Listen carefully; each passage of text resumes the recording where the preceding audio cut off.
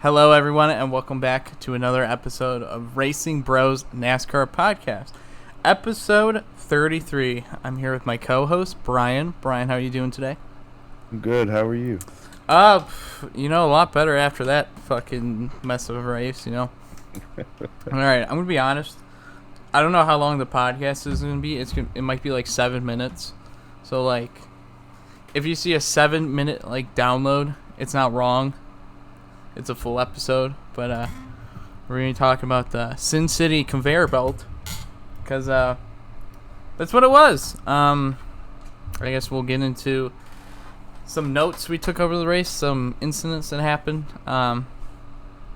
First incident I could really think of was the 20 and 1 car getting together. Both really damaged their cars. I think 20 car went lap down, so he was kind of put behind the whole race. And then the 22 had to go down pit again because they had some loose lug nuts, so put Joey Logano a little behind the 8 ball right there. And then stage 1 was won by Kyle Larson. So that's the type of notes I had for fucking 90 laps or how long it was. The only things I had different was Harvick tire issue and Blaney vibrations. That's it. Literally, anything of note that actually happened was written down, and it was 3 things. Yeah. So that just shows you. I mean, it was the first race was the first stage was fine. It wasn't anything bad. It just I was okay. And then the second and third stages, woof. Oh my god, it was even less. I was like, what the hell? So, just scrolling through shit right here. So, the 15 car had a spin and then crashed in the wall hard. Did you actually see that wreck? His rear left ended up coming off of the car. It was just the rubber came off, and he spun and he just went straight into the wall. It was actually really scary. Yeah, not gonna lie. There's an alternate fucking view of that, and he hits fucking hard. I think it was Joey Gase. Yeah, very hard. Yeah, Joey Gase. I was watching it. I was like, holy shit. He broke the camera too. I don't know if you saw that, but something from his car flew off and it went and hit directly at the camera. That happens time to time. I'm sure it does. I also just realized that whole time my files were up on the screen, so everyone was just looking at the fucking podcast videos. Oh my. So sorry about that. Totally forgot. Oops. So if you watch it on YouTube, you can look at my fucking files if you wanted to. But and then it was change in pit stops because some cars stayed out. All the Henry cars kind of stayed out for that caution.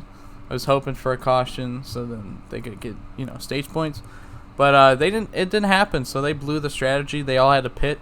I think all of them went a lap down. And then the stage 2 winner was Denny Hamlin. So he's getting another stage win. And then this is all I have for stage 3. 48 pits, left rear punctured, has to pit again, -2 laps. Hamlin wins. That's what happened stage 3. Literally, that's all I have that happened. Yeah, I have a lot of issues with loose lug nuts and tires the whole race, and then Byron has a flat. Yeah, I mean... it wasn't insanely eventful. Yeah, it just... And then the only thing about Seabell that I had was he pit when the pits were closed to repair the damage. Mm-hmm. And they knew that they were going to go down a lap for that. But then he lost another lap because he didn't beat the pace car out of the pits. So he pretty much got himself screwed for this race. Right. It was just issues and stuff. Yeah, this was probably the worst orchestrated race ever. Yeah. So, this race was, honestly and objectively, I can't say it was fun. So, No. it was honestly fucking boring. Yeah, it was very below average. Like, that was a snooze fest. Oh my god. I was watching other shit. I was We had like 4 very good races in a row. Well, Richmond up in the air. I wouldn't really say that was a very good race, but yeah. We had Bristol, Darlington, and Daytona. Dude, Those 3 weeks. Dude, I like how we went from fucking the Bristol weekend to this. Yeah, Bristol was amazing, and then it went downhill. Like, I was just like, oh my god. Like, I mean, Xfinity and trucks weren't even that bad. They had like surprise winners, and that was kind of cool. But then, like, that's what we thought was gonna happen again, and then it didn't.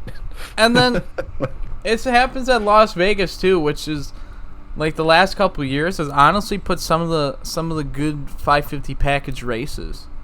Yeah, so, I mean, like, earlier in the year we rated it a 73.5. Like, it was good, and this race was probably the worst race of the year. I don't know what's rated the lowest, but like Indy Road. The lowest before this was Indy Road. Yeah, and literally Indy Road's track broke, and we're like, that's better than this. Yeah. We're like, hey, big pieces of curbing taking out like 10 cars. That's better than this fucking train. It was a choo-choo train. I mean, you said it in the title, though. It was literally a conveyor belt. It was just so annoying. And I have personal gripes against this package, so I am somewhat biased with this package. Yeah. But I mean, we've like rated 550 package fucking races high this year. Yeah. We really haven't had a snooze fest. No. Like, this year has been actually objectively pretty solid of races. Like, usually in the season you'll have a couple really bad fucking races, and you're like, oh my god. But I mean, Indy Road Course, we rated it pretty low, is because the track literally broke. Mm-hmm. And I don't even know what else we rated low. Like, what, Kansas at 50 or something? Daytona 500 was at 45. Yeah, Atlanta was 50. Okay. And then Michigan was a 52.5. Okay, so Michigan was, again, same problem. Same with Atlanta. Daytona 500, everyone died at lap 12, so no one raced.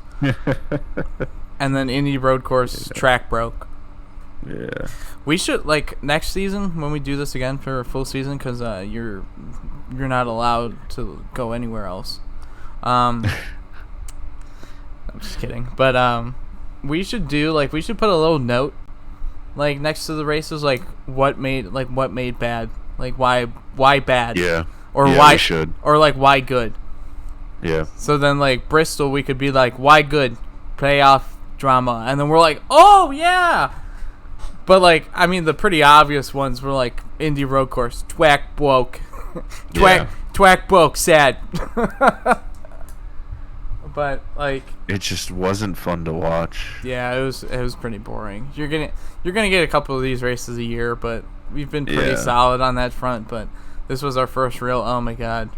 Honestly, the races until Indy Road were really good. I mean, they were solid races. Yeah, they're all pretty solid. And then we hit Indy Road, Michigan, and then this Vegas race, and it was just like, oof. It's downhill, But we had Bristol. But then we get some Talladega action, and then we get the Roval. Yeah.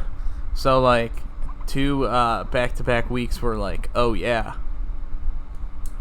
And it's and it's for playoff position. So yeah. I like how we've talked about like other races on schedule for like 6 minutes of this fucking Las Vegas race review. Yeah. And the podcast is going to go on for 9 minutes now. So like I'm going to get the math totally wrong. Peter's going to stab me. But let's just say like 70% of this fucking podcast so far has been about other races. Yeah. Oh my god, that's funny. Pretty much. I can't wait till my friend listens to this and he's like, actually it was at this point it was 64.5% of the podcast. Fucking doob. Shout out to my boy Peter, that math teacher. Peter. in a location that I'm not going to say. So, let's go to question 1. Oh wait, no. We got how our picks did. Oh yeah. Okay. So, how our picks did. I picked Alex Bowman, and he got a punctured in his tire, and he died. So, finished 22nd. Not a good finish. Again, typical Alex Bowman luck. Somewhat. Some weeks, and then other weeks he just the guy fucking loses a tire right in front of him, and he pulls a win out his ass. So we don't know. Yeah, you should have picked him this week. Yeah, just wait till that. But he was probably top 10, 12 car, so he would have had a decent race.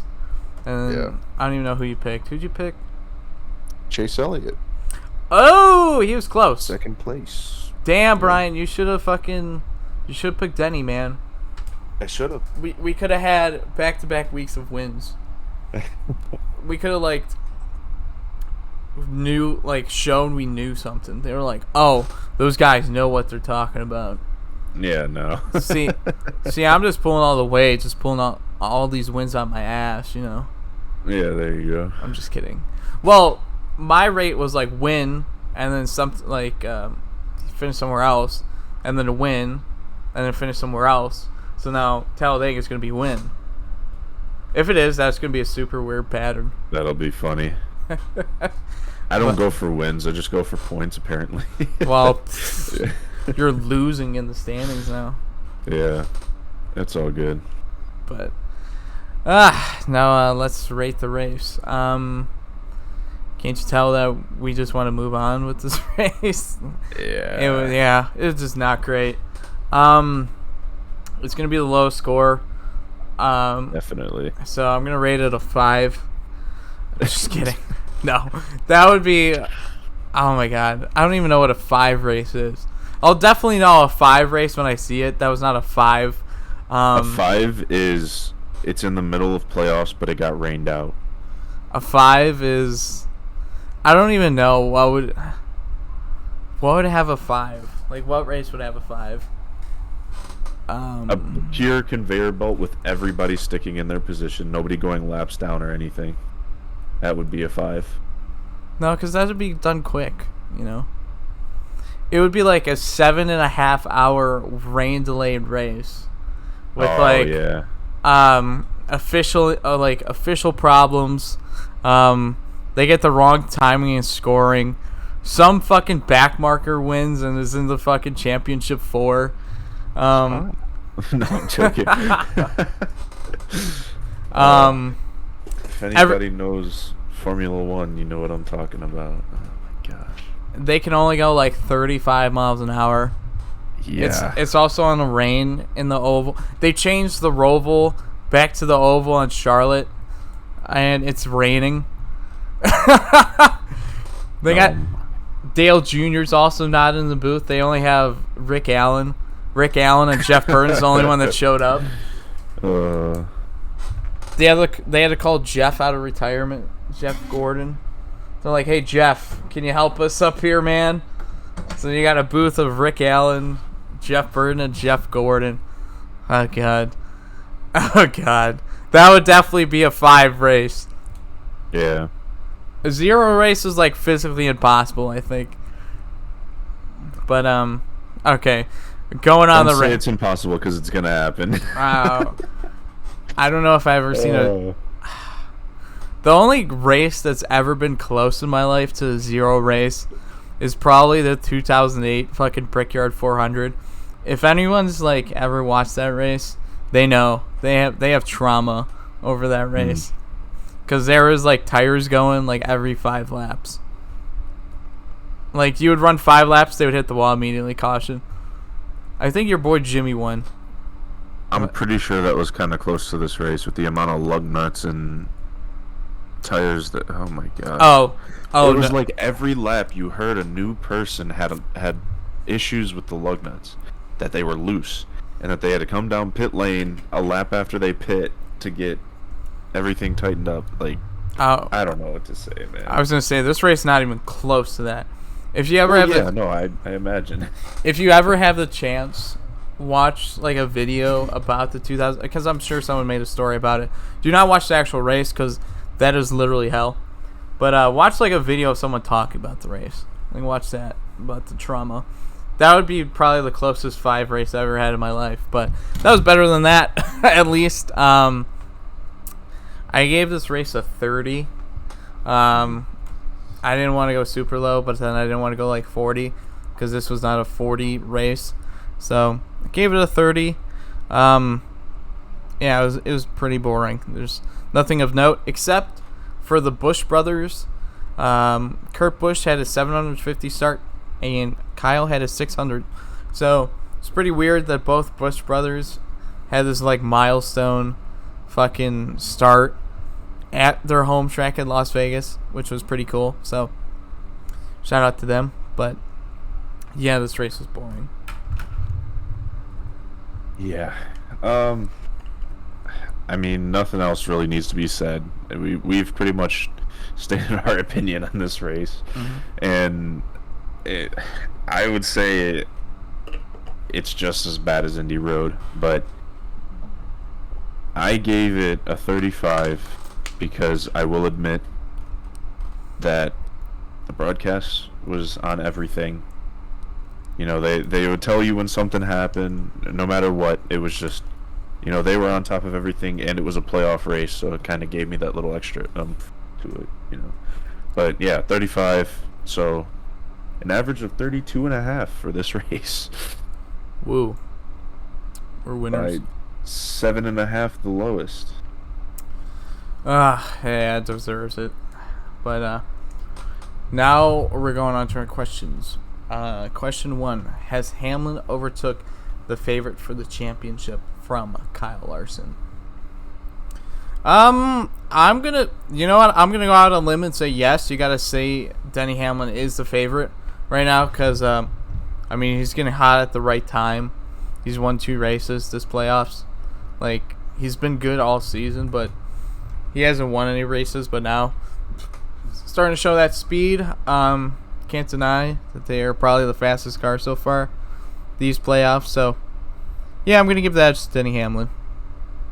As of this moment, like right now, today, September 29th, the first race after the round of 12 before Talladega and everything. So a lot of things can change, but right now you got to look at that 11 car. So I personally agree, but as for other people, I'm gonna go ahead and say what I kind of think that, you know, others would say. I think before this race that just happened, it was a 70-30 toward Larson. Like, pretty much anybody would put their money out as to say that Larson was going to win. But after this race, I'm going to say it's more of a 50-50. So I'd say they're tied. I personally think that Denny is the favorite for the championship now. Just because, I mean, he came out of the gate for the playoffs and he blew us away. Yeah. So I mean, you had to know that 11 car is going to win. Yeah, eventually. There's no way he's going to go a year without. Especially this year, like he's literally led a lap in 26 of the events out of 30. So yeah, you knew Hamlin was going to eventually win, but plus I mean, the dude hasn't been running bad at all this year. Oh, not at all. I mean, he's had amazing finishes every single race. I was gonna say he literally like led the points the entire 75% of the season, and it still had like good finishes. Just Larson was just like winning and getting max points days. So now we go to our second question. Who below the cut line should we be looking out for, and who above the cut line should be nervous? I think this one's pretty simple. I feel like the 200 drivers are gonna. Well, I shouldn't say it's simple. I have a different feeling about this, but I feel like you can't really count Hendrick out at all. Yeah. So. True. I mean, they've run well the entire year. They've had some mix-ups that have kind of screwed them over, but I say one of the two Hendrick cars that are on the bubble currently are going to make it in. And to be honest with you, I hate to say it, but I feel like it's going to be Byron. Okay. Just because I don't know, he has the same thing as Bowman, where it's like he's off a week, he's on a week, he's off a week, he cheats a week. So it's funny, but I mean, I'm gonna say that the two on the bubble right now, William Byron and Kevin Harvick, are gonna find their way in if Joey Logano does not do well. And I have a feeling that Brad is scared because, well, I mean, he's going to a new team next year. They have a completely new car next year. My thoughts are just, I think Brad isn't performing as well as I expected him to this year. Yeah, it's been a noticeable drop off ever since he officially announced that he's going to Roush next year. But yeah, I kind of agree with you. I think Bowman, especially, is hit or miss at Talladega. It's usually miss. He's not an exceptional plate racer. He usually finds himself in the crashes. So I don't expect really anything from Bowman. His bread and butter is going to be the Charlotte Roval. Christopher Bell, minus 25. Not known really as a plate racer. I could see him being up there just with the Toyotas and stuff because they're going to be strong. Right. The person below the cut line that I says has the best chance, or who we should be looking out for, I honestly think it's Kevin Harvick. So he led laps earlier at Talladega, and you're going to say, well, everyone has. He was actually pretty strong in that race. So I think Kevin Harvick, as the veteran he is, he's going to know he's only 7 points out. He's going to calculate his risk as much as you can at Talladega. And I think he's above the cut line. And, I mean, this is pretty easy, honestly. For me, the person over the cut line that should be nervous is Joey Logano. I mean, he's an exceptional talent at plate races, but literally, the last 3 or 4 Talladega races, he's done the same shit. He's pulled a dumb block that either got him turned or he crashed, or it's just a bad block. He gets bumped, all squirrely, and then wrecks. Or he throws a bad block and people wreck behind him. So Joey Logano is going to pull a bad block. That is fact in this race. And it's either him going to get caught up in it or someone else. Or a lot of people else, But yeah. So, I mean, an interesting, I guess you can call it an interesting fact about the race earlier in the season was, so 2 of the drivers who we were talking about were second and fourth in this race. William Byron was second, and Kevin Harvick was fourth. And then Brad was first. Obviously, he won that race. But I have to say, I think Stewart Haas Racing is going to be somewhat strong. So I kind of agree with you on your point there. Yeah, SHR, for some reason, is better at Dega than they are the rest of the year. It's kind of crazy.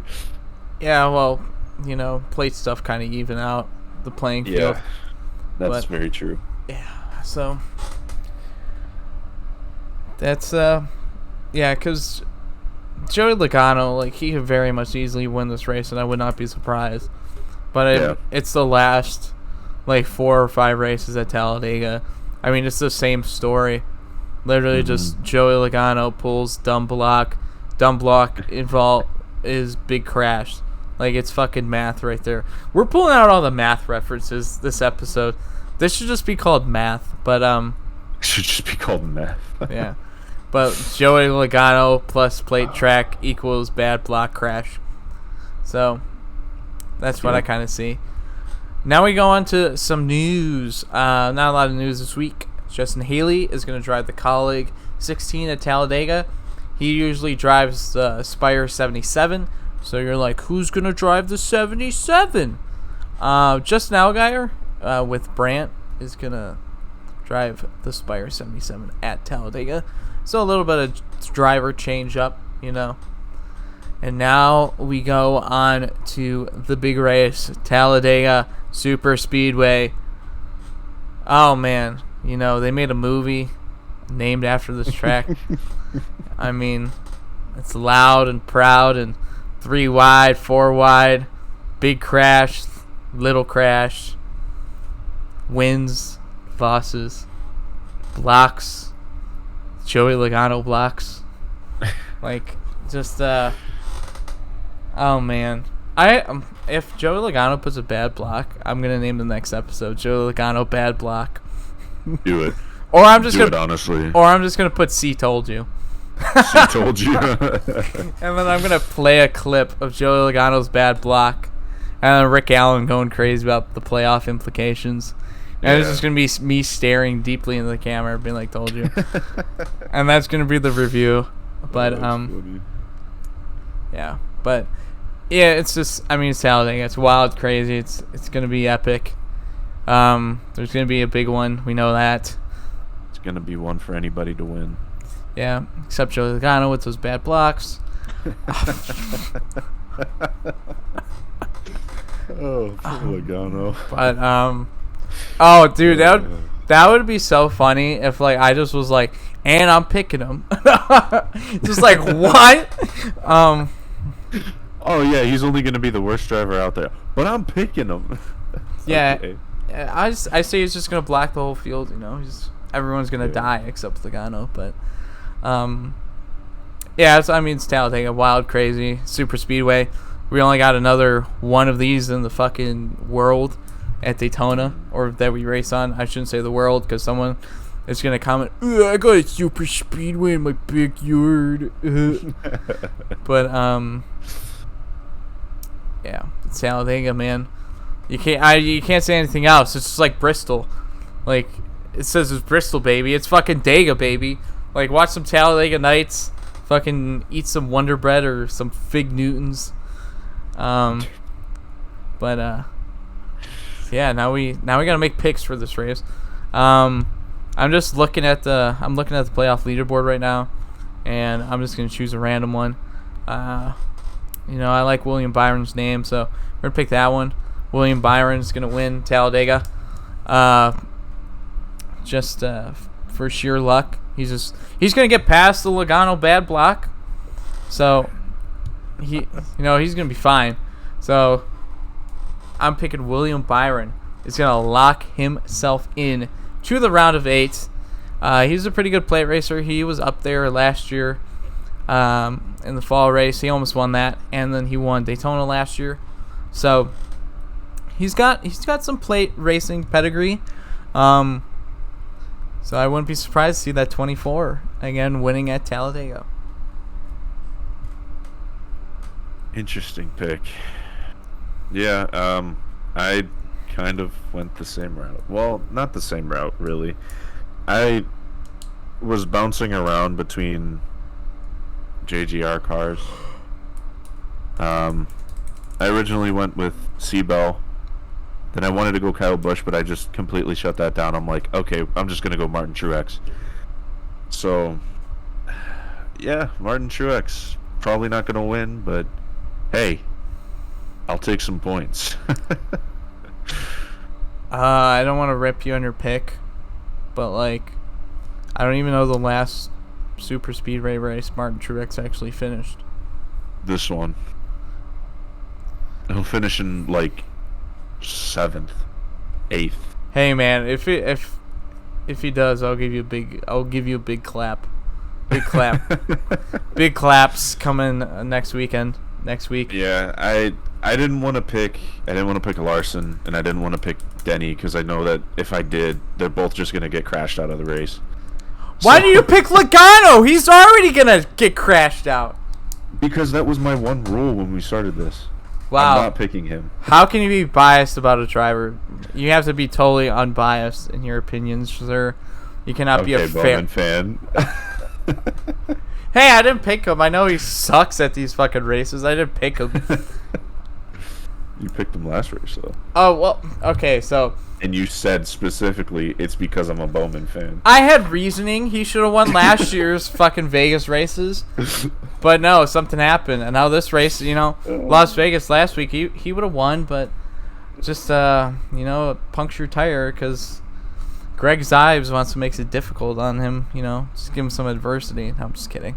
Conspiracy against Greg Ives puncturing Alex Bowman tire, but, we just make it interesting for the route, like the Roval. Even though Chase is going to dominate, we're going to finish a nice P2 and be 26 points out and then be +1 after Charlotte Roval. So can't wait for that. Go. Yeah. See, we're going to get a bunch of stage points. We're not going to finish first because Chase got that locked up. Just mark that in for Chase. But Bowman, nice P2. We'll take that. But. Yeah.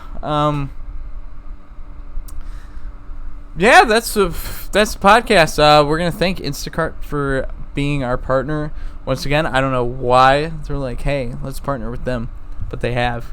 So we appreciate everything they do. They make your life easy. Download the app.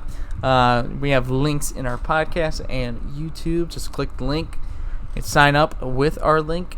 You get free deliveries on your first order. If you don't know what Instacart is, I almost said another sponsor.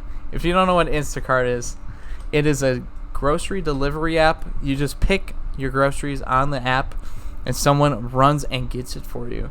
So you can continue sim racing, podcasting, or just being a slug and doing nothing. You can continue doing that, and someone gets your shit. So, there you go. Thank you, Instacart, for sponsoring and partnering with Racing Bros NASCAR podcast.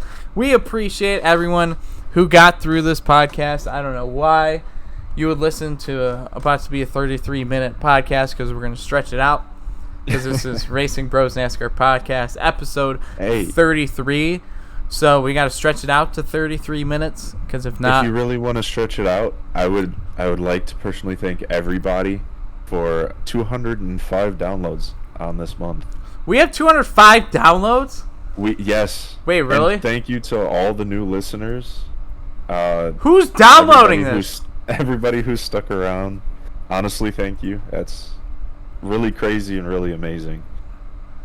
Yeah, our first 200 month downloaded month. Thank you guys so much. We couldn't have done this without you. It started as a pipe dream where I just texted Brian one day, hey, wanted to do this?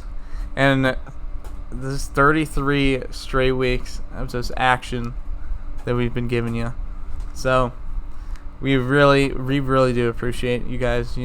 I know we fuck with you guys a lot, but couldn't have done it without you. Couldn't have done it without my co-host Brian Velez. Hey. Best friend for nearly a decade now, and is the only one I can talk to and say Joey Logano blocks and know what I'm talking about. See you guys next week!